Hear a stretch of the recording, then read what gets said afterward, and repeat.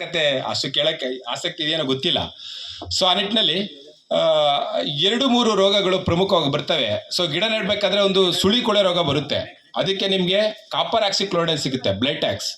So ಅದನ್ನ ನೀವು 3 gram 1 ಲೀಟರ್ಗೆ ಹಾಕೊಂಡು ಸುಳಿಗೆ ಸುರಿದ್ರಾಗ ಸೊ ಖಂಡಿತವಾಗಿ ಆ ಶಿಲೀಂಧ್ರ ನಾವು ದೂರ ಮಾಡ್ಬೋದು. ಅದಲ್ಲದೆ ನೀವು ನಾನು ಮೊದಲು ಹೇಳ್ದಂಗೆ ಒಂದು ಅಣಬೆ ರೋಗ, ಇನ್ನೊಂದು ಕಾಂಡ ಸೊರಗು ರೋಗ. ಕಾಂಡದೆಲ್ಲ ಸೋರ್ತಾನೆ ಇರುತ್ತೆ. ಸೊ ಅದು ಭಾಳ ಸಿವಿಯರ್ ಆಗುತ್ತೆ. ಒಂದು ಗಿಡದಿಂದ ಇನ್ನೊಂದು ಗಿಡಕ್ಕೆ ನೀವು ಆಯ ನೀರು ಪದ್ಧತಿ ಅಳವಡಿಸ್ಕೊಂಡಾಗ ಖಂಡಿತವಾಗಿ ಮಣ್ಣಲ್ಲೂ ಪ್ರಸಾರ ಆಗುತ್ತೆ, ಅಥವಾ ಮಳೆ ಆಗುತ್ತೆ. ಮಳೆಯಿಂದ ನೀರನ್ನು ಕೊಚ್ಕೊಂಡು ಹೋಗ್ಬೇಕಾದ್ರೆ ಅದು ಸ್ಪ್ರೆಡ್ ಆಗುತ್ತೆ. ಸೊ ಅದಕ್ಕೆ ನೀವೇನು ಮಾಡಬೇಕು, ನಾನು ಮೊದಲು ಹೇಳ್ದಂಗೆ 2 kg ಅಷ್ಟು ಪೊಟ್ಯಾಷನ್ನ ಪ್ರತಿ ವರ್ಷ ಹಾಕಲೇಬೇಕು. ಸೊ ಪೊಟ್ಯಾಷ್ ಹಾಕೋದ್ರಿಂದ ನಿಮ್ಗೆ ಏನಾಗುತ್ತೆ, ರೋಗ ನಿರೋಧಕ ಶಕ್ತಿ ಜಾಸ್ತಿ ಆಗುತ್ತೆ. ಸೊ ತೆಂಗಿಗಂತಲ್ಲ, ಅಡಿಕೆಗೂ ಕೂಡ. ಸೊ ರೋಗ ನಿರೋಧಕ ಶಕ್ತಿ ಆದಾಗ ಏನೇ ಶಿಲೀಂಧ್ರ ಬಂದು ಸ್ವಲ್ಪ ತಡ್ಕೊಳ್ಳೋಂಥ ಕೆಪಾಸಿಟಿ ಬರುತ್ತೆ ಯಾವಾಗ ನೀವು ಪೊಟ್ಯಾಷ್ ಹಾಕಿದಾಗ. ಅದಕ್ಕೆ ನಾವೇನು ಹೇಳ್ತೀವಿ, ತೆಂಗಿನ ತೋಟದಲ್ಲಿ ಇವು ಕಾಯಿಗಳನ್ನ ಬಿಡಿಸಿರಾ ಆ ಮೊಟ್ಟೆ ಸಿಗುತ್ತೆ. ಮೊಟ್ಟೆ ಪೊಟ್ಯಾಷಿಯಿಂದ ಜಾಸ್ತಿ ಕೂಡಿರುತ್ತೆ. ಸೊ ಅದನ್ನೆಲ್ಲ ಕಾಯಿಂದ ಜೋಡಿಸೋದು, ಅಥವಾ ಎರೆಹುಳು ಗೊಬ್ಬರ ಮಾಡ್ಕೊಳ್ಳೋದು, ಅಥವಾ ಬುಡಕ್ಕೆಲ್ಲ ಜೋಡಿಸೋದು, ಕೊಳ್ತಂಥ ನಾರಿನ ಪುಡಿ ಹಾಕೋದು. ಎಲೆಗಳು ಈಗ ನಾನು ಹೇಳಿದೆ, ಪ್ರತಿ ತಿಂಗಳು ಒಂದೊಂದು ಎಲೆಗಳು ಉತ್ಪತ್ತಿ ಆಗ್ತವೆ. ಹಳೆ ಎಲೆಗಳೆಲ್ಲ ಕೆಳಗಡೆ ಬೀಳ್ತವೆ. ಅದನ್ನೆಲ್ಲ ನೀವು ಬೆಂಕಿಗೆ ಹಾಕ್ಬಾರ್ದು. ಸೊ ಕಟ್ ಮಾಡಿ ಸುತ್ತ, ಬೇರಿನ ಸುತ್ತ ಹಾಕೋದು, ಬುಡು ಸುತ್ತ ಹಾಕೋದು. ಅವಾಗೇನಾಗುತ್ತೆ, ನಿಮಗೆ ತೇವಾಂಶನೂ ಕಾಪಾಡಲ್ಲ, ಮತ್ತು ಪೊಟ್ಯಾಶು 1 ವರ್ಷ ಆದಮೇಲೆ ಗೊಬ್ಬರ ಆಗುತ್ತೆ ಅದು. ಸೊ ಮಣ್ಣಲ್ಲಿ ಬಿದ್ದುಬಿಟ್ರೆ ಸೊ ಖಂಡಿತವಾಗಿ ಪೊಟ್ಯಾಷ್ ಅಂಶ ಜಾಸ್ತಿ ಆಗುತ್ತೆ. ಸೊ ಆ ನಿಟ್ಟಿನಲ್ಲಿ ಇದೆಲ್ಲ ಕ್ರಮಗಳನ್ನು ಅನುಸರಿಸಿ ಆ ಒಂದು ಕಾಂಡ ಸೊರಗು ರೋಗಕ್ಕೆ ನೀವೇನು ಮಾಡಬೇಕು, ಯಥೇಚ್ಛವಾಗಿ ಬೇವಿನ ಹಿಂಡಿ ಹಾಕಬೇಕು. ಒಂದು ಗಿಡಕ್ಕೆ 5 kg ಅಷ್ಟು ಬೇವಿನ ಹಿಂಡಿ ಹಾಕಬೇಕು. ಸೊ ಜೈವಿಕ ಗೊಬ್ಬರನ ನೀವು ಹಾಕೋದನ್ನ ಅಭ್ಯಾಸ ಮಾಡ್ಕೋಬೇಕು. ಯಾವತ್ತೂ ಕೂಡ ಹಲವಾರು ಜೈವಿಕ ಗೊಬ್ಬರಗಳನ್ನು ಕೃಷಿ ಮತ್ತು ತೋಟಗಾರಿಕೆ ಇಲಾಖೆಯವರು ನೀವು ಸಬ್ಸಿಡಿ ರೂಪದಲ್ಲಿ ಕೊಡ್ತಾರೆ. ಸೊ ಉದಾಹರಣೆಗೆ ಅರ್ಕಾ ಮೈಕ್ರೋಬೆಲ್ ಕನ್ಸೋರ್ಷಿಯಾ, ಅಥವಾ ಅಜಿಟೋಬ್ಯಾಕ್ಟರ್, ಟ್ರೈಕೋಡರ್ಮಾ ವಿರಿಡೆ, ಟ್ರೈಕೋಡರ್ಮಾ ಅರ್ಜೇನಮ್, ಹಲವಾರು ಜೈವಿಕ ಗೊಬ್ಬರಗಳಿದೆ. ಆ ಜೈವಿಕ ಗೊಬ್ಬರಗಳನ್ನು ನೀವು ಸಗಣಿ ಗೊಬ್ಬರ ಜೊತೆ ಮಿಕ್ಸ್ ಮಾಡಿ, ಅಂದರೆ ನೀವು ಒಂದೊಂದು ಏನಂತ ಸುಮಾರು ಹಲವಾರು ರೈತರ ತೋಟಗಳು ಹೋಗ್ತಾ ಇರ್ತೀವಿ, ಅವರು ಬಿಳಿ ಪೌಡ್ರ್ ಕೊಟ್ಟರೆ ಅಂದ್ಬಿಟ್ಟು ಚೆಲ್ಬಿಟ್ಟು ಹೊಟ್ಟೋಗ್ತಿರ್ತಾರೆ. ಸೊ ಅವ್ರದ್ದು ಉದ್ದೇಶ ಏನು, ಭೂಮಿಗೆ ಸೇರಿಸೋದು ಅಷ್ಟೇ. ಸೊ ಅದಕ್ಕಷ್ಟು ವಿಧಾನಗಳಿದೆ. ಯಾವತ್ತೂ ಜೈವಿಕ ಗೊಬ್ಬರಗಳನ್ನು ರಾಸಾಯನಿಕ ಗೊಬ್ಬರ ಜೊತೆ ಮಿಕ್ಸ್ ಮಾಡೋಕ್ಕೆ ಹೋಗ್ಬಾರ್ದು. ಆ ಜೈವಿಕ ಗೊಬ್ಬರಕ್ಕೆ ಒಂದು ಮೀಡಿಯಾ ಬೇಕು ಬೆಳಿಬೇಕಾರೆ, ಅದೊಂದು ಶಿಲೀಂಧ್ರ. ನೀವು ಸಗಣಿ ಗೊಬ್ಬರ ತಗೋತೀರಾ, ಅಥವಾ ನೀವು ಬೇವಿನ ಹಿಂಡಿ ತಗೋತೀರಾ, ಕುರಿ ಗೊಬ್ಬರ ತಗೋತೀರಾ, ಎರೆಹುಳು ಗೊಬ್ಬರ ತಗೋತೀರಾ. ಸೊ ಒಂದು 100 kgಗೆ 1 kg ಅಷ್ಟು ಜೈವಿಕ ಗೊಬ್ಬರಗಳನ್ನು ಚೆನ್ನಾಗಿ ಮಿಶ್ರಣ ಮಾಡ್ಕೊಂಡು ಒಂದು 15 ದಿವಸಗಳ ಕಾಲ ನೀವು ನೆರಳಲ್ಲಿಟ್ಟು ಆ ಮಿಶ್ರಣನ ಆ ಭೂಮಿಗೆ ಸೇರಿಸಿದಾಗ ಖಂಡಿತವಾಗಿ ಆ ಒಂದು ಜೀವಾಣು ಬೆಳೀತದೆ. ಯಾವಾಗ ನೀವು ಬಿಸಿಲಲ್ಲಿ ಡೈರೆಕ್ಟಾಗಿ ಹಾಕ್ಬಿಡ್ತಿರೋ, ಅಥವಾ ಯೂರಿಯಾ ಅಥವಾ ಬೇರೆ ಬೇರೆ ರಾಸಾಯನಿಕ ಗೊಬ್ಬರ ಜೊತೆ ಮಿಕ್ಸ್ ಮಾಡಿ ಹಾಕ್ತಿರೋ, ಸೊ ಖಂಡಿತವಾಗಿ ನಿಮ್ಮದು ಶ್ರಮನೂ ವೇಸ್ಟು, ದುಡ್ಡು ವೇಸ್ಟು, ಆ ಜೈವಿಕ ಗೊಬ್ಬರನೂ ವೇಸ್ಟು. ಸೊ ನಿಟ್ಟಿನಲ್ಲಿ ವಿಧಾನ ಭಾಳ ಮುಖ್ಯ ರೈತರಿಗೆ. ಸೊ ಇದ್ರ ಬಗ್ಗೆ ಅವೇರ್ನೆಸ್ಸು ಪ್ರತಿ ಹಳ್ಳಿಗಳಲ್ಲೂ ಕೂಡ ನಮ್ಮ ಸಂಸ್ಥೆಗಳು ಸೊ ಈ ಥರ ಒಂದು ಕೆಲಸಗಳನ್ನ ಮಾಡಿದ್ರೆ ಸೊ ಖಂಡಿತವಾಗಿ ನಮ್ಮ ರೈತರು ಮುಂದೆ ಬರ್ತಾರೆ. ಸೊ ಯಾವ ಥರ ಬೆಳೆಗಳನ್ನು ಬೆಳಿಬೇಕು, ಯಾವ ಥರ ವಿಧಾನಗಳನ್ನು ಅನುಸರಿಸ್ಬೇಕು, ಯಾವ ಥರ ತಳಿಗಳು ಎಲ್ಲೆಲ್ಲಿ ಸಿಗ್ತವೆ, ರೈತರಿಗೆ ಲಭ್ಯತೆ ಇದೆ. ಸೊ ಅದ್ರ ಬಗ್ಗೆ ಒಂದು ಸ್ವಲ್ಪ ಬೆಳಕು ಚೆಲ್ಲಿದಾಗ ಸೊ ಖಂಡಿತವಾಗಿ ನಮ್ಮ ರೈತರು ಜಾಸ್ತಿ ಲಾಭಾಂಶ ಮಾಡ್ತಾರೆ ಅಂತ ನನ್ನ ಒಂದು ಅಭಿಪ್ರಾಯ. ಸೊ ಆ ನಿಟ್ಟಿನಲ್ಲಿ ಈ ಒಂದು ಕಾಂಡ ಸೊರಗು ರೋಗಕ್ಕೆ ಬೇವಿನ ಹಿಂಡಿ ಒಂದು 5 kg ಹಾಕಬೇಕು. ಅದಲ್ಲದೆ ನಾನು ಮೊದಲು ಹೇಳಿದ್ದೀನಿ, ಪೊಟ್ಯಾಷಿಯಂ DAP ಹಾಕಬೇಕು, ಜೈವಿಕ ಗೊಬ್ಬರಗಳನ್ನು ಹಾಕಬೇಕು. ಈಗ ರಾಸಾಯನಿಕ ಗೊಬ್ಬರ ಹಾಕಿದ್ಮೇಲೆ 1 ತಿಂಗಳು ಬಿಟ್ಟು ನೀವು ಜೈವಿಕ ಗೊಬ್ಬರಗಳನ್ನು ಹಾಕಬೇಕು. ಒಂದು 100 ಗ್ರಾಮು ಟ್ರೈಕೋಡರ್ಮಾ ಅಥವಾ ಸುಡೋಮೋನಾಸ್ ಯಾವ್ದಾದ್ರು ಒಂದು 100 ಗ್ರಾಮ್ ಅಷ್ಟು ಹಾಕಬೇಕು. ಸೊ ಅದಲ್ಲದೆ ಒಂದು ಹೆಕ್ಸಾಕೊನಜೋಲ್ ಅಂತ ಸಿಗುತ್ತೆ, ಅಥವಾ ಕಾಪರ್ ಆಕ್ಸಿಕ್ಲೋರೈಡ್, ಅಥವಾ ಹೆಕ್ಸಾಕೊನಜೋಲ್ ಅಂತ ಕಾಂಟಾಫ್ ಪ್ಲಸ್ ಅಂತ ಹೇಳ್ತೀವಿ. ಅದನ್ನ ಬೇರೆ ಮುಖಾಂತರ ನೀವು ಬೇರಿಗೆ ಔಷಧಿ ಕಟ್ಟಬೇಕು ಕಾಂಡ ಸೊರಗು ರೋಗಕ್ಕೆ. ಸೊ ಬೇರೆ ಕಟ್ಟಿದಾಗ ಖಂಡಿತವಾಗಿ ಹತೋಟಿ ಆಗುತ್ತೆ. ನಮಗೆ ಬೇರೆ ಕಟ್ಟೋಕ್ಕಾಗಲ್ಲ, ಭಾಳ ಹಿಂಸೆ ಆಗುತ್ತೆ ಸರ್ ಅವೆಲ್ಲ ಅಂದರೆ, ಕಾಪರ್ ಆಕ್ಸಿಕ್ಲೋರೈಡ್ ಅಂತ ಹೇಳ್ತೀವಿ. ಅದನ್ನು 1 ಲೀಟ್ರಿಗೆ 3 ಗ್ರಾಮ್ ಹಂಗೆ, ಸಪೋಸ್ 200 ಲೀಟ್ರ್ ಕ್ಯಾನ್ ಇದೆ ಅಂದರೆ ನೀವು ಒಂದು ಅರ್ಧ kg ಅಷ್ಟು ಆ ಒಂದು ಕಾಪರ್ ಆಕ್ಸಿಕ್ಲೋರೈಡ್ನ ಮಿಶ್ರಣ ಮಾಡ್ಕೊಂಡು ಒಂದೊಂದು ಗಿಡಕ್ಕೆ 10 ರಿಂದ 15 ಲೀಟ್ರಷ್ಟು ಆ ಸಿಂಪರಣೆಯನ್ನು ಸುರಿಬೇಕು ಗಿಡ ಸುತ್ತ. ಒಂದು ಸರಿ ಮಾಡೋದಾಗಲ್ಲ, 2-3 ಸರಿ ಮಾಡಬೇಕು. ಪ್ರತಿ 15 ದಿನಗಳಿಗೊಮ್ಮೆ ಅದನ್ನು ಮಾಡಿದಾಗ ಸೊ ಖಂಡಿತವಾಗಿ ಆ ಕಾಂಡ ಸೊರಗು ರೋಗ ದೂರ ಆಗುತ್ತೆ. ಸೊ ಅದಲ್ಲದೆ ಇನ್ನೊಂದು ಅಂದರೆ ನುಸಿ. ಸೊ ನುಸಿನ ರೋಗ ನಿರೋಧಕ ಶಕ್ತಿ ಜಾಸ್ತಿ ಮಾಡಬೇಕು ಅಂದರೆ ನೀವು ಬೇವಿನ ಹಿಂಡಿ ಮತ್ತು ಜಿಪ್ಸಮ್ನ ಭೂಮಿಗೆ ಸೇರಿಸ್ಬೇಕಾಗುತ್ತೆ. ಅದಲ್ಲದೆ ಇದಕ್ಕೂ ಕೂಡ ಬೇರೋಪಚಾರ ಮಾಡಬೇಕು. ನಿಮೋಜಾಲ್ ಅಂತ ಸಿಗುತ್ತೆ, ಅಜಾದಿರಿಕ್ತಿನ್ 10,000 ppm. ಅದು ಕೂಡ ಬೇರಿಗೆ ಉಪಚಾರ ಮಾಡಿದಾಗ ಆ ನುಸಿನ ಕಡಿಮೆ ಮಾಡ್ಬೋದು. ಯಾಕಂದರೆ ನುಸಿ ಒಂದು ಹುಳ ಮೇಲ್ಗಡೆ ಅದನ್ನು ಸ್ಯಾಪ್ನ ತಿನ್ಕೊಂಡು ಹೋಗುತ್ತೆ, ಅಂದರೆ ರಸನ ಇರುತ್ತೆ ಮುಂದ್ಗಡೆ. ಸೊ ಅಷ್ಟೇ, ರಸನ ಈರೋದನ್ನ ಕಡಿಮೆ ಮಾಡಬೇಕು, ರೋಗ ನಿರೋಧಕ ಶಕ್ತಿ ಜಾಸ್ತಿ ಮಾಡಬೇಕು ಅಂದರೆ ನಾ ಹೇಳಿದ್ದೆಲ್ಲ ಗೊಬ್ಬರ ಹಾಕ್ಬಿಟ್ಟು, ಅದಲ್ಲದೆ ಒಂದು 5 kg ಅಷ್ಟು ನೀವು ಸಗಣಿ ಗೊಬ್ಬರ ಬೇವಿನ ಹಿಂಡಿ ಅದಲ್ಲದೆ ಒಂದು ಜಿಪ್ಸಮ್ 1 kg ಅಷ್ಟು ಹಾಕಿದಾಗ ಖಂಡಿತವಾಗಿ ಆ ಒಂದು ನುಸಿನ ಹತೋಟಿನ ಕಡಿಮೆ ಮಾಡ್ಬೋದು. ಸೊ ಇದು ಒಂದು ತೆಂಗಲ್ಲಿ ಹಲವಾರು ಮೌಲ್ಯವರ್ಧಕ ಪದಾರ್ಥಗಳನ್ನ ಮಾಡ್ಬೋದು. ಸೊ ಖಂಡಿತವಾಗಿ 60 ಪದಾರ್ಥಗಳನ್ನ ಮಾಡ್ಬೋದು ನಾವು. ಸೊ ಬರೀ ಎಳ್ನೀರು, ಕೊಬ್ಬರಿ, ಕಾಯಿ ಅಂತಲ್ಲ. ಸೊ ನೀವು ಮಕ್ಕಳಿಗೆ ಕುರ್ಕುರೆಯಿಂದ ಹಿಡಿದು ಬಿಸ್ಕೆಟ್ ಇಂದ ಹಿಡಿದು ತಲೆಗೆ ಹಚ್ಚುವ ಒರಿಜಿನ್ ತೆಂಗಿನ ಎಣ್ಣೆ ತನಕನು, ಕೊಬ್ಬರಿ ಎಣ್ಣೆ ಅಲ್ಲ, ಕೊಬ್ಬರಿ ಎಣ್ಣೆ ಬೇರೆ, ಒರಿಜಿನ್ ತೆಂಗಿನ ಎಣ್ಣೆ. ಯಾಕಂದ್ರೆ ಹಾಸನ ಮತ್ತೆ ಬೇರೆ ಬೇರೆ ಚಿಕ್ಕಮಗಳೂರು ಅಂತ ಜಿಲ್ಲೆಗಳಲ್ಲಿ ಮಹಿಳೆಯರು ಒರಿಜಿನಲ್ ತೆಂಗಿನ ಎಣ್ಣೆ ಒಂದು ಉದ್ಯೋಗ ಮಾಡ್ಕೊಂಡಿದ್ದಾರೆ. ಅಂದ್ರೆ ಕೊಬ್ಬರಿಯಿಂದ ತೆಗೆದು ಕೊಬ್ಬರಿ ಎಣ್ಣೆ, ಕಾಯಿಂದ ತೆಗೆದು ಒರಿಜಿನ್ ತೆಂಗಿನ ಎಣ್ಣೆ. ಅದಕ್ಕೂ ಕೂಡ ತೆಂಗು ಅಭಿವೃದ್ಧಿ ಮಂಡಳಿಗಳು ಶೇಕಡ ನಿಮ್ಗೆ 50% ಅಷ್ಟು ಸಬ್ಸಿಡಿ ಕೊಡ್ತಾರೆ. ಮಹಿಳೆಯರಿಗಾದ್ರೆ 60% ಕೊಡ್ತಾರೆ. ಸೊ ಅದನ್ನು ನೀವು ಸದುಪಯೋಗ ಮಾಡ್ಕೋಬಹುದು. ಸೊ ಅದೊಂದು ಉದ್ಯೋಗ. ಈಗ ನಾರಿನ ಉದ್ಯೋಗ ಮಾಡಿದ್ರೆ ಅದಕ್ಕೂ ಕೂಡ ತೆಂಗು ಅಭಿವೃದ್ಧಿ ಮಂಡಳಿಗಳು ನಿಮ್ಗೆ 50% ಸಬ್ಸಿಡಿ ಕೊಡ್ತಾರೆ. ಆ ನಿಟ್ಟಿನಲ್ಲಿ ನೀವು ಕುರ್ಕುರೆಯಿಂದ ಹಿಡಿದು ಬೆಲ್ಲ, ಸಕ್ಕರೆ, ಸೊ ಹಲವಾರು ಪದಾರ್ಥಗಳನ್ನ ಅಥವಾ ಕಾಯಿ ಪುಡಿ, ಯಾಕಂದ್ರೆ ಬೇರೆ ಬೇರೆ ರಾಜಸ್ಥಾನ, ಉತ್ತರ ಪ್ರದೇಶ ಅಲ್ಲಿಗೆಲ್ಲ ನೀವು ಸ್ವೀಟ್ಸ್ ಮಾಡ್ಬೇಕಾದ್ರೆ ಅವರು ಕಾಯಿ ಪುಡಿನ ಯಥೇಚ್ಛವಾಗಿ ಉಪಯೋಗ ಮಾಡ್ತಾರೆ. ಸೊ ಅದೊಂದು ಇಂಡಸ್ಟ್ರಿ ನೀವು ಗ್ರಾಮೀಣ ಮಟ್ಟದಲ್ಲಿ ಹಾಕೊಂಡ್ರೆ ಸೊ ಖಂಡಿತವಾಗಿ ತೆಂಗು ಅಭಿವೃದ್ಧಿ ಮಂಡಳಿಯವರು ನಿಮಗೆ ಸಬ್ಸಿಡಿ ಕೊಡ್ತಾರೆ. ಸೊ ಈ ತರ ಒಂದು ಮೌಲ್ಯವರ್ಧನೆಗೂ ಕೂಡ ನಾವು ತೋಟಗಾರಿಕಾ ಬೆಳೆಗಳಲ್ಲಿ ನೀವು ಏನಾದ್ರು ರೈತರು ಕೈ ಜೋಡಿಸಿದಾಗ ಲಾಭಾಂಶ ಮಾಡ್ಬೋದು. ಸೊ ಅದಲ್ಲದೆ ಇನ್ನೊಂದು ಬೆಳೆ, ಒಂದು 10 ನಿಮಿಷ ಟೈಮ್ ತಗೋತೀನಿ ಅಷ್ಟೇ. ಅಡಿಕೆ. ಸೊ ಅಡಿಕೆನ ಎಲ್ಲರೂ ರೈತ ಬಾಂಧವರು ಬೆಳೀತಾ ಇದ್ದಾರೆ. ಸೊ 2018 ಹಿಂದೆ ಹೋದಾಗ ನಮ್ಮ ಕರ್ನಾಟಕ ರಾಜ್ಯದಲ್ಲಿ ಕೇವಲ 2,22,000 ಹೆಕ್ಟರ್ ಅಷ್ಟೇ ಇತ್ತು 2017-18ರಲ್ಲಿ. ಈಗ ಅಧಿಕೃತವಾಗಿ 2025 ಇಸ್ವಿಲಿ 8,12,000 ಹೆಕ್ಟರ್ ಪ್ರದೇಶ ಇದೆ ಅಡಿಕೆ. ಸೊ ಹೆಚ್ಚು ಕಡಿಮೆ 3 ಪಟ್ಟು ಜಾಸ್ತಿ ಆಯ್ತು. ಬರೀ ಕರ್ನಾಟಕದ ರಾಜ್ಯದಲ್ಲಿ ಅಂತಲ್ಲ, ಪಕ್ಕದ ಕೇರಳ, ಮಹಾರಾಷ್ಟ್ರ ಎಲ್ಲ ರಾಜ್ಯಗಳಲ್ಲೂ ಕೂಡ ಅಡಿಕೆನ ರೈತರು, ಯಾಕೆಂದ್ರೆ ಮಾರುಕಟ್ಟೆ ದರ, ಸೊ ನೀವು 1 ಕ್ವಿಂಟಾಲ್ಗೆ 75,000 ಅಂದ್ರೆ 7,500 ರೂಪಾಯಿ ಕೊಡ್ತಾ ಇದ್ದೀರಾ. ಸೊ ಹಾಗಾಗಿ ಅಷ್ಟು ಲಾಭಾಂಶ ಇದೆ. 1 ಎಕರೆಯಲ್ಲಿ 5 ರಿಂದ 6 ಲಕ್ಷ ರೂಪಾಯಿ ಸುಮ್ಮನೆ ಬರ್ತಾ ಇದೆ. ಹಾಗಾಗಿ ರೈತರು ಅಡಿಕೆ ಬೆಳೆನ ಹಾಕ್ತಾ ಇದ್ದೀರಾ. ಸೊ ಅಡಿಕೆಲಿ ನಾವು ಒಂದು 3-4 ಉಪಯೋಗಗಳು ಅಷ್ಟೇ ಇರೋದು. ಸೊ ತೆಂಗಲ್ಲಿ ನೀವು ಆಹಾರ ಬೆಳೆ, ನಾನು ಹೇಳ್ದಂಗೆ 60 ಪದಾರ್ಥ ಮಾಡ್ಬೋದು. ಸೊ ಅಡಿಕೆಲಿ ಒಂದು 2-3 ಪದಾರ್ಥ ಬಿಟ್ಟರೆ ಅಲ್ಲಿ ಔಷಧಿ ಗುಣ ಇದೆ ಅಂತ ಸಂಶೋಧನೆ ನಡೀತಾ ಇದೆ. ಸೊ ಇನ್ನೂ ಅದು ಪ್ರೂವ್ ಆಗಿಲ್ಲ. ಸೊ ಹಾಗಾಗಿ ಮುಂದಿನ ದಿನಗಳಲ್ಲಿ ರೈತರಿಗೆ ಅದು ಸಂಕಷ್ಟ ಆಗ್ಬೋದು. ಆ ನಿಟ್ಟಿನಲ್ಲಿ ಮಾತ್ರ 5 ಎಕರೆ ಇದ್ದರೆ 1 ಎಕರೆ ಅಥವಾ 1.5 ಎಕರೆ ಅಷ್ಟೇ ಅಡಿಕೆ ಹಾಕಿ, ಉಳಿದದ್ನೆಲ್ಲ ಆಹಾರ ಬೆಳೆಗಳನ್ನು ಬೆಳೀರಿ. ಯಾಕೆಂದರೆ ಏನಾದರೂ ರಫ್ತು ಏನಾದರೂ ನಿಂತೋಗ್ಬಿಟ್ರೆ ನಮ್ಮ ದೇಶದಿಂದ ಬೇರೆ ದೇಶಕ್ಕೆ, ಸೊ ಖಂಡಿತವಾಗಿ ಅಡಿಕೆ ಬೆಳೆ ಕುಂಠಿತ ಆಗುತ್ತೆ, ಅಂದರೆ ಮಾರುಕಟ್ಟೆ ದರ. ಸೊ ಹಾಗಾಗಿ ಆ ನಿಟ್ಟಿನಲ್ಲಿ ಅಡಿಕೆನೂ ಕೂಡ ಬೇರೆ ಬೇರೆ ತಳಿಗಳನ್ನು ಹಾಕ್ಬೋದು. ಸುಮಾರು ತಳಿಗಳಿದೆ. ನಾನು ಶಿಫಾರಸು ಮಾಡೋದು ಈ ಭಾಗಕ್ಕೆ ಈರಳ್ಳಿ ಟಾಲ್ ಅಂತ ಒಂದು ತಳಿ ಇದೆ. ಸೊ ಅದನ್ನು ಹಾಕಿ, ಮಂಗಳ, ಸುಮಂಗಳ, ಮೋಹಿತ್ ನಗರ್ ಎಲ್ಲ ಹಾಕ್ತಿರ್ತೀರ ಅಥವಾ ಸ್ಥಳೀಯ ತಳಿಗಳನ್ನು ಹಾಕಿರ್ತೀರ. ಸುಧಾರಿತ ತಳಿಗಳನ್ನು ಹಾಕಿದಾಗ ಒಬ್ಬ ರೈತನಿಗೆ ಒಂದು ಅಡಿಕೆ ಮರದಿಂದ 20 kg ಅಷ್ಟು ಹಸಿ ಅಡಿಕೆ ಸಿಗುತ್ತೆ. ಸೊ ನಾವೆಲ್ಲ ಸರಾಸರಿ ನೋಡಿದ್ರೆ ಒಂದು 5-6 kg ಅಷ್ಟು ನಾವು ಕೊಯ್ಲು ಮಾಡ್ಬೋದು. 20-25 kg ಅಷ್ಟು ನಾವು ಅಡಿಕೆನ ನಾವು ಕೊಯ್ಲು ಮಾಡ್ಬೋದು. ಯಾವಾಗ ಅಂದರೆ ಸುಧಾರಿತ ತಳಿಗಳನ್ನು ಹಾಕ್ಕೊಂಡಾಗ. ಸೊ ಇದಕ್ಕೂ ಕೂಡ ಈಗ ಕೆಲವರು ಭತ್ತದ ತೋಟದಲ್ಲೆಲ್ಲ ನೀವು ಅಡಿಕೆನ ಹಾಕ್ತಾ ಇದ್ದೀರಾ. ಸೊ ಖಂಡಿತ ಹಾಕಿ, ಬಟ್ ಅದಕ್ಕೆ ಒಂದಷ್ಟು ವಿಧಾನಗಳಿದೆ. ಯಾವತ್ತೂ ಕೂಡ ಅಡಿಕೆ ಪ್ರಾರಂಭಿಕ ಹಂತದಲ್ಲಿ ಸೂರ್ಯನ ಶಾಖ ತಡ್ಕೊಳ್ಳಲ್ಲ. ಸೊ ಅದಕ್ಕೆ ಕಾಂಡಗಳು ಹೊಡಿತವೆ, ಕಾಯಿಗಳು ಹೊಡಿತವೆ, ಮತ್ತು ಬೇರೆ ಬೇರೆ ಸೆಕೆಂಡರಿ ಇನ್ಫೆಕ್ಷನ್ ಆಗುತ್ತೆ. ಸೊ ಆ ನಿಟ್ಟಲ್ಲಿ ಸೆಕೆಂಡರಿ ಇನ್ಫೆಕ್ಷನ್ ಆಗಬೇಕಾದ್ರೆ ಖಂಡಿತವಾಗಿ ನಾವು ಆ ಒಂದು ಅಡಿಕೆನ ಪ್ರಾರಂಭಿಕ ಹಂತದಲ್ಲಿ ಬಾಳೆ ಹಾಕ್ಬಿಟ್ಟು ಅಡಿಕೆ ನೆಡಬೇಕು. ಸೊ ಯಾವತ್ತು ಭತ್ತದ ಗದ್ದೆಯಲ್ಲಿ ಎಲ್ಲೋ ಒಂದು ಗದ್ದೆಯಲ್ಲಿ ಹಾಕ್ತೀರಾ, ಬಸಿಗಾಲುವೆ ಭಾಳ ಮುಖ್ಯ.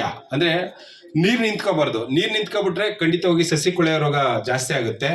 ಆಮೇಲೆ ಬೇರುಗಳು ಉಸಿರಾಡೋಕ್ಕಾಗಲ್ಲ. ಸೊ ಪೋಷಕಾಂಶಗಳನ್ನಂದ್ರೆ ಹೀರ್ಕೊಳ್ಳಲ್ಲ. ಸೊ ಆ ನಿಟ್ಟಿನಲ್ಲಿ ನೀವು ಪ್ರಾರಂಭಿಕ ಹಂತದಲ್ಲಿ ಬಾಳೆ ಗಿಡ ಇಟ್ಬಿಟ್ಟು ನೀವು ಅಡಿಕೆ ಗಿಡ ನೆಡಬೇಕಾಗುತ್ತೆ. ಸೊ ಅದಲ್ಲದೆ ನೀವು ಏನಂದ್ರೆ ಸ್ವಲ್ಪ ಓರೆಯಾಗಿ, ಯಾವತ್ತೂ ಕೂಡ ಸೂರ್ಯನ ಶಾಖ ಕಾಂಡಕ್ಕೆ ಬಿದ್ದಾಗ ಅದಕ್ಕೆ ಕಾಂಡ ಹೊಡಿತದೆ. ನಾನು ಮೊದಲು ಹೇಳ್ದಂಗೆ ಕಾಯಿಗಳು ಕೂಡ ಮುಂದಿನ ದಿನಗಳು ಹೊಡಿಬೋದು. ಸೊ ಆ ನಿಟ್ಟಿನಲ್ಲಿ ನೀವು ಉತ್ತರ ಮತ್ತು ದಕ್ಷಿಣ ದಿಕ್ಕನ್ನ ಸ್ವಲ್ಪ ಪಶ್ಚಿಮಕ್ಕೆ ಒಂದು 35 ಡಿಗ್ರಿ ಹೋಲಿಸಿದಾಗ, ಅಂದ್ರೆ ಈಗ ಹಿಂಗಿಂಗೆ 35 ಡಿಗ್ರಿ ಸ್ವಲ್ಪ ಪಶ್ಚಿಮಕ್ಕೆ ಹೋಲಿಸಿದಾಗ ಖಂಡಿತವಾಗಿ ಆ ಕಡೆಯಿಂದ ಬರ್ತಕ್ಕಂಥ ಒಂದು ಸೂರ್ಯನ ಕಿರಣಗಳನ್ನು ನಾವು ಹತೋಟಿ ಮಾಡ್ಬೋದು. ಸೊ ಇದಕ್ಕೂ ಕೂಡ ಪೋಷಕಾಂಶ ಅಂದ್ರೆ ಖಂಡಿತವಾಗಿ ಪೋಷಕಾಂಶನ ಹಾಕಿದಾಗ ಒಂದು 1/4 kg ಅಷ್ಟು DAP, ಒಂದು 300 ಗ್ರಾಮ್ ಅಷ್ಟು ಪೊಟ್ಯಾಶು, ಒಂದು 40 ಗ್ರಾಮ್ ಅಷ್ಟು ಬೋರ್ಯಾಕ್ಸು ಪ್ರತಿ ವರ್ಷ ಪ್ರತಿ ಗಿಡಕ್ಕೆ ಹಾಕ್ಲೇಬೇಕು, 2 ಅಡಿ ದೂರದಲ್ಲಿ. ಸೊ ಇಷ್ಟು ಪೋಷಕಾಂಶ ಹಾಕಿದಾಗ ನಿಮಗೆ ಹೆಣ್ಣು ಹೂಗಳ ಸಂಖ್ಯೆ ಜಾಸ್ತಿ ಆಗುತ್ತೆ. ಯಾವತ್ತು ನಾವು ತೆಂಗು ಅಡಿಕೆಯಲ್ಲಿ ಹೆಣ್ಣು ಹೂಗಳ ಸಂಖ್ಯೆ ಜಾಸ್ತಿ ಮಾಡ್ತೀವೋ ಅಷ್ಟು ರೈತನಿಗೆ ಇಳುವರಿ ಜಾಸ್ತಿ ಆಗುತ್ತೆ. ಅದನ್ನ ಮಾಡಬೇಕು ಅಂದ್ರೆ ನಾವು ಪೋಷಕಾಂಶ ಹಾಕಬೇಕು, ಸರಿಯಾಗಿ ನೀರಿನ ನಿರ್ವಹಣೆ ಮಾಡಬೇಕು. ಸೊ ಇಷ್ಟು ಅಡಿಕೆ ಮತ್ತು ಏನೋ ತೆಂಗಿನ ಬೆಳೆ ಬಗ್ಗೆ ಮಾಹಿತಿ. ಸೊ ನಾನು ಹೇಳೋದಿಷ್ಟೇ, ಹೊಸ ಹೊಸ ಸುಧಾರಿತ ತಳಿಗಳನ್ನ ಬೆಳೀರಿ ಎಲ್ಲ ರೈತ ಬಂದವರು. ಸುಮಾರು ತಳಿಗಳಿದೆ. ಸೊ ತೆಂಗಲ್ಲಂತೂ ಒಂದು 50 ತಳಿ ಇದೆ. ಸೊ ಅಡಿಕೆಲಿ ಅಂತೂ ಒಂದು 20 ತಳಿಗಳಿದೆ. ಸೊ ಎಲ್ಲೆಲ್ಲಿ ನಿಮ್ಗೆ ತುಂಬಾ ನೀರಿದೆ ಅಂದ್ರೆ ಹೈಬ್ರಿಡ್ಸ್ ಕೊಡಿಸ್ತೀವಿ ನಾವು. ಸೊ ಹೈಬ್ರಿಡ್ಸ್ ಅಂದ್ರೆ VTLH1 VTLS2 ಅಂತ ಹೈಬ್ರಿಡ್ಸ್ ಇದೆ. ಸೊ ಈಸಿ, ಹೆಚ್ಚು ಕಡಿಮೆ ಒಂದು 8 ಅಡಿ ಅಷ್ಟೇ ಬೆಳೆಯುತ್ತದೆ. ಹೋಗಿ ನೀವು ಕೊಯ್ಲು ಮಾಡ್ಕೋಬಹುದು. ಯಾಕಂದ್ರೆ ಇಷ್ಟು ಎತ್ತರದ ಅಡಿಕೆ ತೋಟದಲ್ಲಿ ಗ್ರಾಮೀಣ ಮಟ್ಟದಲ್ಲಿ ಲೇಬರ್ಗಳ ಬಹಳ ಸಮಸ್ಯೆ. ನೀವು ಕೊಯ್ಲು ಮಾಡಕ್ಕೆ ಲೇಬರ್ ಸಿಗಲ್ಲ. ಸೊ ಆ ನಿಟ್ಟಿನಲ್ಲಿ ನೀವು ಈಸಿಯಾಗಿ ಹೈಬ್ರಿಡ್ಸ್ ಎಲ್ಲ ಹಾಕೊಂಡಾಗ ಸೊ ಖಂಡಿತವಾಗಿ ನಮ್ಗೆ ನಮ್ಮ ರೈತ ಬಂದ ನೀರು ಜಾಸ್ತಿ ಬೇಕು. ಸೊ ನೀರು ಹೆಚ್ಚು ನಮ್ಮಲ್ಲಿ 2.5 ಇಂಚಷ್ಟು ನೀರಿದೆ ಅಂದಾಗ ಅವಾಗ ಮಾತ್ರ ನಾವು ಹೈಬ್ರಿಡ್ಸ್ ಬೆಳೆಗಳನ್ನ ಬೆಳೆಯಕ್ಕೆ ಸಾಧ್ಯ ಅಂತ ತಳಿಗಳನ್ನ. ಸೊ ಅದಲ್ಲದೆ ಶುಂಠಿನೂ ನಾನು ಮೊದಲು ಹೇಳ್ದಂಗೆ ಅನಾವಶ್ಯಕವಾಗಿ ನೀವು ಪೋಷಕಾಂಶ ಅಥವಾ ಶಿಲೀಂಧ್ರನಾಶಕ ಕೀಟನಾಶಕನ ಸುರಿತಾ ಇದ್ದೀರಾ, ಅದು ಬಹಳ ತಪ್ಪಾಗುತ್ತೆ. ವೈಜ್ಞಾನಿಕ ಪದ್ಧತಿ ಅಳವಡಿಸ್ಕೊಳ್ಳಿ. ನಿಮ್ಗೆ ಏನು ಸಮಸ್ಯೆಗಳಿದ್ರೆ ನಮ್ಮ ಹತ್ತಿರ ನಿಮ್ಗೆ ಮೈಸೂರು ಬಂದಾಗ ತೋಟಗಾರಿಕಾ ಮಹಾವಿದ್ಯಾಲಯದಲ್ಲಿ ಒಂದು 20 ಜನ ಸೈಂಟಿಸ್ಟ್ಗಳಿದ್ದೀವಿ. ಸೊ ರೋಗಕ್ಕೆ ಬೇರೆ, ಕೀಟಕ್ಕೆ ಬೇರೆ, ತೋಟಗಾರಿಕೆ ಬಗ್ಗೆ, ತರಕಾರಿ ಬಗ್ಗೆ, ಹೂವಿನ ಬಗ್ಗೆ, ಸೊ ಎಲ್ಲರ ಬಗ್ಗೆ ಸೈಂಟಿಸ್ಟ್ಗಳಿದ್ದೀವಿ. ಅವ್ರನ್ನ ಉಚಿತವಾಗಿ ನೀವು ಸದುಪಯೋಗ ಪಡಿಸ್ಕೊಳ್ಳಿ. ಯಾಕಂದ್ರೆ ಶುಂಠಿ ನೀವು ಸ್ಥಳೀಯ ತಳಿಗಳನ್ನ ಬೆಳೀತಾ ಇದ್ದೀರಾ. ಸೊ ರಿಯೋ ಡಿ ಜನರ ಅಂತ ನೀವು ರಿಗೋಡಿ ಅಂತ ಹೇಳ್ತೀರಾ. ಸೊ ರಿಗೋಡಿ ಅನ್ನೋದು ಅದು ಪ್ರೂನೇ ಆಗಿಲ್ಲ. ನಿಮ್ಮ ಪಾಡಿಗೆ ನೀವು ರಿಗೋಡಿ ಅಂದ್ಬಿಟ್ಟು ಬೆಳೀತಾ ಇದ್ದೀರಾ. ಒಂದು ವಜ್ರ ಅಂತ ಒಂದು ಹೊಸ ತಳಿ ಬಿಟ್ಟಿದ್ದಾರೆ. ನಿಮ್ಮ ಹತ್ರ ಒಂದು ಕೇರಳದಲ್ಲಿ ಹೋದ್ರೆ ನಿಮಗೆ ಒಂದು ISR ಅಂತ, Indian institute of Spice research ಅಂತ ಸಾಂಬಾರು ಬೆಳೆಗಳ ಸಂಶೋಧನಾ ಕೇಂದ್ರ ಒಂದು ಕ್ಯಾಲಿಕಟ್ ಅಲ್ಲಿ ಇದೆ. ಸೊ ಅಲ್ಲಿ ಸುಧಾರಿತ ತಳಿಗಳನ್ನು ನಿಮಗೆ ಕೊಡ್ತಾರೆ. ಸೊ ಆ ಸುಧಾರಿತ ತಳಿಗಳನ್ನ ಬೆಳೆದ್ರೆ ಈಗ ನೀವು 300 ಮೂಟೆ ಬೆಳಿಬೋದು ಒಂದು ಎಕರೆಲಿ. ಸೊ ಅದೊಂದು 400 ಮೂಟೆ ಅಷ್ಟು ಬೆಳೆಯಕ್ಕೆ ಸಾಧ್ಯ ಆಗ್ಬೋದು. ಸೊ ಆ ನಿಟ್ಟಿನಲ್ಲಿ ರೋಗ ಒಂದೊಂದು ನಿಮಗೆ ಕೊಳೆ ರೋಗ ಜಾಸ್ತಿ. ಸೊ ಆ ಕೊಳೆ ರೋಗನ ತಡ್ಕೊಳ್ಳೋಂಥ ಕೆಪಾಸಿಟಿ ವಜ್ರದಲ್ಲಿದೆ. ಸೊ ಹಾಗಾಗಿ ಮಾತಾಡೋಕ್ಕೆ ತುಂಬ ಇದೆ. ಸೊ ಇನ್ನೇನೋ ಚರ್ಚೆ ಒಂದು 10 ನಿಮಿಷ ಚರ್ಚೆ ಮಾಡೋಣ. ಯಾಕೆಂದರೆ ಸುಮಾರು ಜನಕ್ಕೆ ಅರ್ಥ ಆಗಲ್ಲ. ಸೊ ರೈತರಿಗೆ ಅರ್ಥ ಆಗುತ್ತೆ, ಮಹಿಳೆಯರಿಗಂತೂ ಅರ್ಥನೇ ಆಗಲ್ಲ. ಸೊ ಸಮಯ ವೇಸ್ಟ್ ಆಗಬಾರ್ದು. ಸೊ ಆ ನಿಟ್ಟಿನಲ್ಲಿ ಈ ಒಂದು ಶುಂಠಿ ಬೆಳೆಯನ್ನು ಅಂದರೆ ಅದಕ್ಕೆ ನಿಮಗೆ ಒಂದು 20% ಜಾಸ್ತಿ ಮಾಡೋಕ್ಕೆ ಒಂದು ಲಘು ಪೋಷಕಾಂಶನ ಟೆಕ್ನಾಲಜಿಯನ್ನು ಬಿಡುಗಡೆ ಮಾಡಿದ್ದಾರೆ. ಅದು ಜಿಂಜರ್ ಸ್ಪೆಷಲ್ ಅಂತ. ಸೊ ಪ್ರತಿ 45 ದಿವಸಗಳಿಗೊಮ್ಮೆ ನೀವು ಸ್ಪ್ರೇ ಮಾಡಿದಾಗ ಅಥವಾ ಗಿಡಕ್ಕೆ ಸುತ್ತೋದಾಗ ಆ ಒಂದು ಕಣ್ಣುಗಳ ಸಂಖ್ಯೆ ಜಾಸ್ತಿ ಆಗುತ್ತೆ, ತೂಕನೂ ಕೂಡ ಜಾಸ್ತಿ ಆಗುತ್ತೆ ಶುಂಠಿಲಿ. ಸೊ ಆ ಥರ ನೀವು ತಂತ್ರಜ್ಞಾನಗಳನ್ನ ಅಳವಡಿಸ್ಕೊಳ್ಳಿ ಅಂತ ಹೇಳ್ತಾ, ಸೊ ನಾನು ಜಿಂಜರ್ ಸ್ಪೆಷಲ್ ಅಂತ. ಸೊ ಶುಂಠಿ ಸ್ಪೆಷಲ್ ಈಗ ಸುಮಾರು ಸ್ಪೆಷಲ್ಗಳಿದೆ. So banana special, vegetable special, pomegranate ಎಲ್ಲ, ಮ್ಯಾಂಗೋ ಸ್ಪೆಷಲ್ಲು, ಸೊ ಸಪೋಟ ಎಲ್ಲ ಸ್ಪೆಷಲ್ಗಳಿದೆ. ಸ್ಪೆಷಲ್ ಅಂದರೆ ಏನಂದರೆ ಅದು ಲಘು ಪೋಷಕಾಂಶಗಳ ಮಿಶ್ರಣ. ಸೊ ಅಲ್ಲೇನೋ ನಿಮಗೆ ಸಾರಜನಕ, ರಂಜಕ, ಪೊಟ್ಯಾಶ್ ಇರಲ್ಲ. ಜಿಂಕು, ಬೋರಾನು, ಮಾಲಿಬ್ಡ, ಬೇರೆ ಬೇರೆ ಸಣ್ಣ ಅತಿ ಸಣ್ಣ ಒಂದು ಪೋಷಕಾಂಶಗಳಿರ್ತವೆ. ಅದು ತೋಟಗಾರಿಕಾ ಬೆಳೆಗಳಿಗೆ ಬೇಕಲೇಬೇಕು. ಪ್ರತಿ ವರ್ಷ ರೈತ ಬಂದವರು ಹಾಕ್ಲೇಬೇಕು. ಅದು ಹಾಕ್ದಾಗ ನೋಡಿ, ಹಾಕ್ಬಿಟ್ಟು ನೋಡಿ, ಇನ್ನು 2 ವರ್ಷಕ್ಕೆ ನಿಮಗೆ ಅಥವಾ 1 ವರ್ಷಕ್ಕೆ ನಿಮಗೆ ಉತ್ತಮವಾದ ಫಲಿತ ಅಂದರೆ ಉತ್ಪಾದಕತೆ ಜಾಸ್ತಿ ಆಗುತ್ತೆ. ಸೊ ಕೊನೆಯದಾಗಿ ನಾನು ಹೇಳೋದಿಷ್ಟೇ, ಎಸ್ಪೆಷಲಿ ನಮ್ಮ ತೋಟಗಾರಿಕಾ ಬೆಳೆ ಬಗ್ಗೆ ಮಾತಾಡಬೇಕು ಅಂದಾಗ ಎಲ್ಲ ರೈತ ಬಂದವರು ಪ್ರತಿ ವರ್ಷ 2 ರಿಂದ 3 ವರ್ಷಕ್ಕೊಮ್ಮೆ ಮಣ್ಣು ಪರೀಕ್ಷೆ ಮಾಡಿಸಿ, ಮಣ್ಣು ಪರೀಕ್ಷೆ ಆಧಾರದ ಮೇಲೆ ಪೋಷಕಾಂಶಗಳನ್ನು ಪೂರೈಕೆ ಮಾಡಲೇಬೇಕು. ಯಾಕೆಂದರೆ ರೋಗ ನಿರೋಧಕ ಶಕ್ತಿ ಜಾಸ್ತಿ ಮಾಡಬೇಕು ಅಂದರೆ ಹೊಸ ಸುಧಾರಿತ ತಳಿಗಳನ್ನು ಬೆಳೀರಿ. ಸುಧಾರಿತ ತಳಿಗಳನ್ನು ಬೆಳೆದಾಗ ಸೊ ಖಂಡಿತವಾಗಿ ರೈತರಿಗೆ ನಾನು ಹೇಳಿದ್ನಲ್ಲ, 100 ಕಾಯಿ ಪಡೆಯೋ ಬದಲು 250 ಕಾಯಿಯಷ್ಟು ಪಡ್ಕೋಬೋದು. ಅದಲ್ಲದೆ ಪ್ರಾರಂಭಿಕ ಹಂತದಲ್ಲೇ ರೋಗ ಮತ್ತು ಕೀಟನ ಸಮಗ್ರವಾಗಿ ನಿರ್ವಹಣೆ ಮಾಡಿ. ನಿಮ್ಗೆ ಗೊತ್ತಾಗಲಿಲ್ಲ ಅಂದರೆ ಈಗೆಲ್ಲ ಒಂದು ಫೋನ್ ನಂಬರ್ ಕೊಟ್ಟಿರ್ತೀವಿ, ಒಂದು ವಾಟ್ಸಪ್ಪಲ್ಲಿ ಫೋಟೋ ಹಾಕಿದ್ರೆ ಸಾಕು, ನಾವು ಅದಕ್ಕೆ ರಿಪ್ಲೈ ಮಾಡ್ತೀವಿ. ನಮ್ಮ ಹತ್ರ ಬರಬೇಕು ಅಂತೇನಿಲ್ಲ. ಸೊ ಈ ಥರ ತಂತ್ರ ಅಂದರೆ ಸ್ವಲ್ಪ ಮೌಲ್ಯವರ್ಧನೆಗೆ ಗಮನ ಕೊಡಿ. ಈಗ ಟೊಮೊಟೊ ಬೆಳೆದೆ ಅಂದರೆ ನಿಮಗೆ ಮಾರುಕಟ್ಟೆಯಲ್ಲಿ ಅಂದರೆ ನಿಮ್ಮ ಗ್ರಾಮೀಣ ಮಟ್ಟದಲ್ಲಿ ಅದಕ್ಕೊಂದು ಪ್ರೊಸೆಸಿಂಗ್ ಇಂಡಸ್ಟ್ರಿ ಇರಬೇಕು. ಸೊ ನಾವೇ ಒಂದು ಸಂಸ್ಥೆಗಳಿಂದ, ಯಾಕಂದರೆ ಫಾರ್ಮರ್ ಪ್ರೊಡ್ಯೂಸರ್ ಕಂಪನಿಗಳನ್ನ ಹುಟ್ಟಾಕಿ ಒಬ್ಬರಿಂದ ಇನ್ನೊಂದು ಸುಮಾರು ಈಗ ತೋಟಗಾರಿಕಾ ಮೇಳ ನಡೀತದೆ, ಕೃಷಿ ಮೇಳಗಳಿಗೆ ಭಾಗವಹಿಸಿ ಅಲ್ಲೆಲ್ಲ ಸ್ವಲ್ಪ ನಿಮಗೆ ಸ್ವಲ್ಪ ಐಡಿಯಾ ಸಿಕ್ಕಿದ್ರೆ ಸೊ ಖಂಡಿತ ಒಬ್ಬರಿಂದ ಇನ್ನೊಬ್ಬರ ರೈತರಿಗೆ ಆ ಒಂದು ಯಾವುದು ತಂತ್ರಜ್ಞಾನ ಖಂಡಿತ ಪ್ರಸಾರ ಆಗುತ್ತೆ.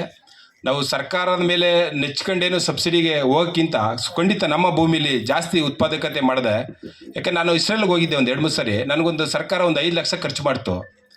ಸೊ ಅಲ್ಲಿ ರೈತರು ಯಾವುದೇ ಥರ ಸಬ್ಸಿಡಿ ತಗೊಳ್ಳಲ್ಲ. ಅಲ್ಲ, ಬೇಜಾರಾಗಬೇಡಿ. ಅವರೇ ಸ್ವಂತದ್ದು, ಅವರು ದೊಡ್ಡ ಕೆನಾಲ್ ಹೋಗ್ತಿರುತ್ತೆ, ಅದಕ್ಕೆ ಟಾರ್ಪಲ್ ಮುಚ್ತಾರೆ. ಯಾಕೆಂದರೆ ಹಾವಿ ಆಗಬಾರ್ದು ನೀರು ಅಂತ.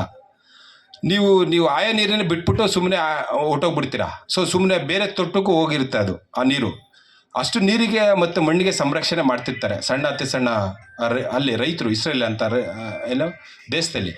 ಸೊ ಹಾಗಾಗಿ ಇದನ್ನೆಲ್ಲ ಸ್ವಲ್ಪ ಈ ಒಂದು ರೈತರ ದಿನಾಚರಣೆ ಅಂದು ಮುಂದಿನ ದಿನಗಳಲ್ಲಿ ವೈಜ್ಞಾನಿಕ ಪದ್ಧತಿ ಅಳವಡಿಸ್ಕೊಂಡು ನಾವು ಬೆಳೆಗಳನ್ನ ಬೆಳೆಯೋಣ ಅಂತ ಹೇಳ್ತಾ, ಏನಾದ್ರು ಸಮಸ್ಯೆಗಳಿದ್ರೆ ಖಂಡಿತ ಒಂದು 2-3 ನಿಮಿಷದಲ್ಲಿ ನಿಮ್ಮ ಸಮಸ್ಯೆಗೆ ನಾನು ಅದಕ್ಕೆ ಚರ್ಚೆಗೆ ಪಾಲ್ಗೊಳ್ತೀನಿ ಹೇಳ್ತೀನಿ. ಸೊ ತೋಟಗಾರಿಕಾ ಬೆಳೆ ಬಗ್ಗೆ ಏನೋ ಸಮಸ್ಯೆ ಇದೆಯಾ ಸರ್? ಫೋನ್ ನಂಬರ್ ಹೇಳಿ ಸರ್. ಸೊ ನನ್ನ ದೂರವಾಣಿ ಸಂಖ್ಯೆ 9886-821 ಆಯ್ತು ಹೇಳ್ತೀನಿ, 2-3 ಸರಿ ಹೇಳ್ತೀನಿ ಸುಮ್ಮನೆ ಆಯ್ತು ಮಾಡ್ಕೊಳ್ಳಿ. ಸೊ 9886 9886 821 599 9886 821 599 ಸಿದ್ದಪ್ಪ ಅಂತ. ಸೊ ಯಾರಿಗೂ ಏನು ಸಮಸ್ಯೆ ಇಲ್ವಾ ತೋಟಗಾರಿಕೆ ಬೆಳೆ ಬಗ್ಗೆ? ಹಾಂ ಇಲ್ಲ, ಅವೆಲ್ಲ ಸುಳ್ಳು ನೋಡಿ. ನಮ್ದು ಸೊತ್ತೋಗುತ್ತೆ ಅಂದ್ರೆ ನೀವು ಅದನ್ನ ಸರಿಯಾಗಿ ನಿರ್ವಹಣೆ ಮಾಡಬೇಕು. ಹೇಳ್ತೀವಿ, 1 ನಿಮಿಷ. ನಾವು ಅರಸೀಕೆರೆ ಅಂತ ಭಾಗದಲ್ಲಿ ಅಲ್ಲಿ ಮಳೆ ಪ್ರಮಾಣ ಕೇವಲ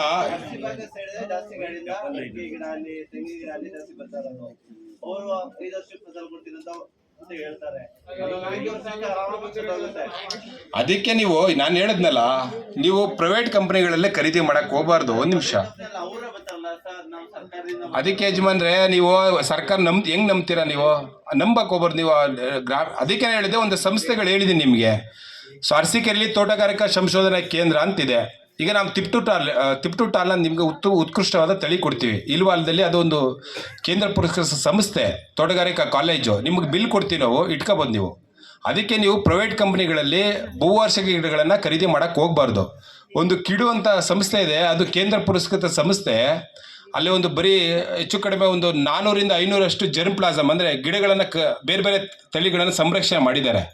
ಅಲ್ಲಿ ಒಬ್ಬ ರೈತರಿಗೆ 180 ರೂಪಾಯಿ ಒಂದು ಗಿಡ ಅಲ್ಲಿ ತಂದು ಹಾಕಿ. ಅವಾಗ ಸಮಸ್ಯೆ ಇದ್ದರೆ ಹೇಳಿ. ಸೊ ಯಾವುದೇ ಕಾರಣಕ್ಕೂ ಪ್ರೈವೇಟ್ ಕಂಪ್ನಿದು ನಾವು ಗೊತ್ತಾಗಲ್ಲ. ಅದು ಬೇರೆ ಬೇರೆ DJ ಕಂಪ್ನಿ ಸುಮಾರುಗಳಿದೆ, ಅದ್ರ ಬಗ್ಗೆ ಶಿಫಾರಸ್ ಮಾಡಲ್ಲ. ಯಾವುದು? ಓಕೆ. ಸರ್ ಹೈಬ್ರಿಡ್ ತಳಿ ಯಾವುದು? ಅಲ್ಲಿ ವಶಿಷ್ಠ ಗಂಗಾ, ಅಭಯಗಂಗಾ, ಕಲ್ಪಶ್ರೇಷ್ಠ. ಅದು ಹೇಳಿದ್ನಲ್ಲ, ಕಿಡು ಅಂತ ಒಂದು ಸಂಸ್ಥೆ ಇದೆ. CPC ತೋಟಪಟ್ಟಿ ಬೆಳೆಗಳ ಸಂಶೋಧನಾ ಸಂಸ್ಥೆ ಕಿಡು. ಅದು ಕುಕ್ಕೆ ಸುಬ್ರಹ್ಮಣ್ಯಗೆ ಹೋಗ್ಬೇಕಾದ್ರೆ ಒಂದು ಕಿಡು ಅಂತ ಪ್ರದೇಶ ಸಿಗುತ್ತೆ. ಕುಕ್ಕೆ ಸುಬ್ರಹ್ಮಣ್ಯ ಯಾರೋ ಹೋಗಿದ್ರೆ ಹಿಂದ್ಗಡೆನೆ 1 ಕಿಲೋಮೀಟರ್ ಅಷ್ಟೇ ಆ ಕಿಡು ಅಂತ ಪ್ರದೇಶ. ಅಲ್ಲಿ ಸಿಗುತ್ತೆ ನಿಮಗೆ. ಮಂಗಳೂರು ಜಿಲ್ಲೆ ಅನ್ಸುತ್ತೆ ಅದು. ಸರ್ 3 ವರ್ಷಕ್ಕೆ ಬರುತ್ತಲ್ಲ ಅದು? 4 ವರ್ಷ. 4 ವರ್ಷ. ಯಾವುದೇ ಕಾರಣಕ್ಕೂ 2 ವರ್ಷ 3 ವರ್ಷ ಅದೆಲ್ಲ ಸುಳ್ಳು. 4 ವರ್ಷಕ್ಕೆ ಮಾತ್ರ ನಿಮ್ಗೆ ಹೈಬ್ರಿಡ್ಸ್ ಬರೋದು, ಹೂಗಳು ಉತ್ಪತ್ತಿ ಆಗೋದು. ಬಟ್ ವಾಣಿಜ್ಯವಾಗಿ ನಿಮ್ಗೆ 6 ವರ್ಷ ಕಾಯಲೇಬೇಕು. ಅಂದರೆ ಎಳ್ನೀರು ಬರುತ್ತೆ, ಬಟ್ ತುಂಬ ಜಾಸ್ತಿ ಇಳುವರಿ ಬರಬೇಕಂದ್ರೆ 6 ವರ್ಷ ಆಗಲೇಬೇಕು. ಹೇಳಿ ಓಕೆ. ಸೊ ಇಷ್ಟೊತ್ತು ನನಗೆ ನಿಮ್ಮ ಉದ್ದೇಶಿಸಿ ಮಾತಾಡೋಕ್ಕೆ ಅವಕಾಶ ಮಾಡಿಕೊಟ್ಟ ನಮ್ಮ ಹಿರಿಯ ಅಂದರೆ ಸಹಾಯಕ ಕೃಷಿ ನಿರ್ದೇಶಕರಿಗೆ ಹಾಗೂ ನಿಮ್ಮೆಲ್ಲರಿಗೂ ವಂದಿಸ್ತಾ ನಾನು ಮಾತು ಮುಗಿಸ್ತೀನಿ. ನಮಸ್ಕಾರ.